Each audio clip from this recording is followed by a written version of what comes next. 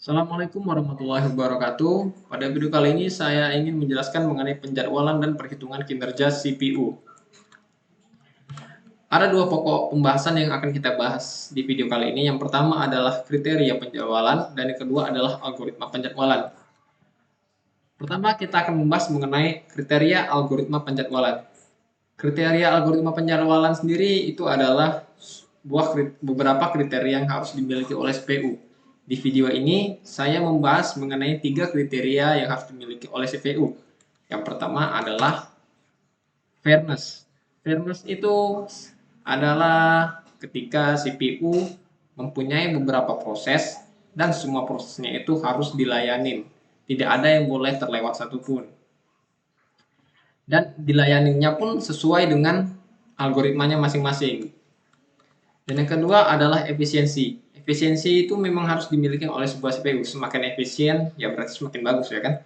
Dan rasio antara waktu processing dengan total waktu dari sistem komputer itu adalah efisiensi dari CPU.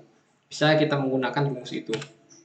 Kemudian adalah response time. Response time sendiri adalah berapa lamanya waktu yang dibutuhkan oleh CPU untuk menanggapi sebuah proses atau sebuah instruksi yang ada di dalam yang diinput alat, maksudnya yang diinput oleh user. Jadi ketika user menginputkan sesuatu, berapa lama waktu yang akan dibutuhkan oleh CPU untuk menanggapi inputan tersebut. Nah, berapa lamanya waktunya itulah disebut dengan response time. Kemudian saya akan menjelaskan mengenai algoritma proses penjadwalan.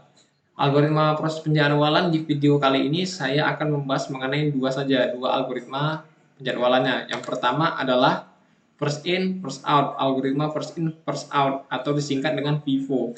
Dan yang kedua adalah shortest job first atau disingkat dengan SJF.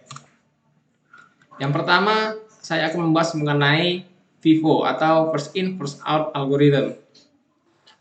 Jadi first in first out algorithm itu ketika beberapa proses dalam status antrian, maka proses yang antriannya yang terlebih dahulu sampai itu akan dieksekusi atau dijalankan prosesnya oleh CPU.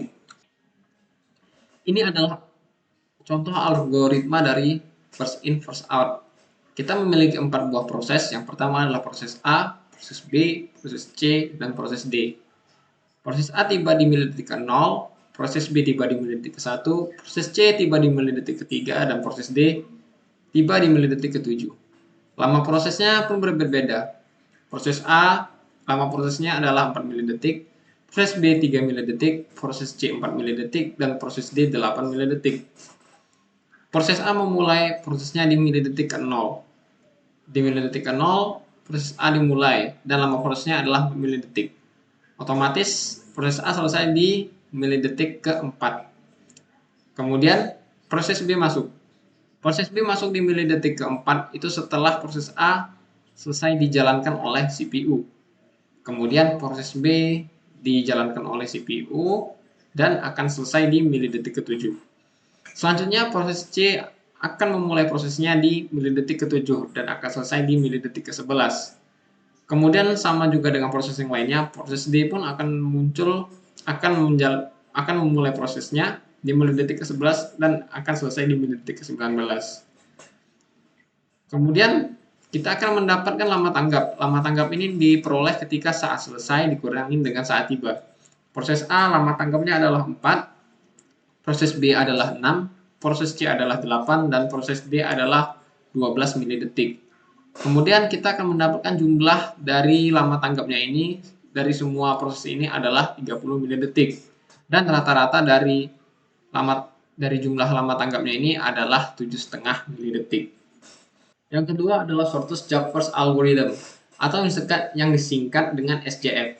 Jadi algoritma ini akan memprioritaskan lama proses yang lebih cepat. Jadi di sini kita memiliki 4 proses. Yang pertama proses A, B, C, dan D. Proses A tiba di detik ke-0, proses B tiba di detik ke-1, proses C tiba di detik ke-3, dan proses D tiba di detik ke-7. Milidetik ke-7 maksud saya. Nah, lama proses dari A adalah 4 milidetik, proses B adalah 3 milidetik, proses C adalah 5 milidetik, dan proses D adalah 2 milidetik. Proses A dimulai di milidetik ke-0 dan selesai di milidetik ke-4. Proses B dimulai dari milidetik ke-4 dan selesai di milidetik ke-7. Selama proses B berjalan, proses C akan masuk dalam antrian di milidetik ke-3 dan proses D akan masuk ke antrian di milidetik ke-7. Kemudian CPU akan memeriksa kedua proses ini, proses C dan D. Prosesor akan melihat lama proses dari setiap proses ini. Proses C memiliki lama proses 5 milidetik dan D 2 milidetik. Otomatis setelah proses B dieksekusi, maka proses D akan langsung dijalankan. Kemudian proses D akan memulai prosesnya di milidetik ke-7 dan akan selesai di milidetik ke-9. Sedangkan proses C setelah proses D selesai akan mulai di milidetik ke-9 dan akan selesai di milidetik ke-14. Kita akan mendapatkan lama tanggap dari A adalah 4 milidetik, B 6 milidetik, C 11 milidetik, dan proses D adalah 2 milidetik. Jumlah dari lama tanggap semua proses ini adalah 23 milidetik dan rata-rata yang kita dapatkan adalah 11,5 milidetik.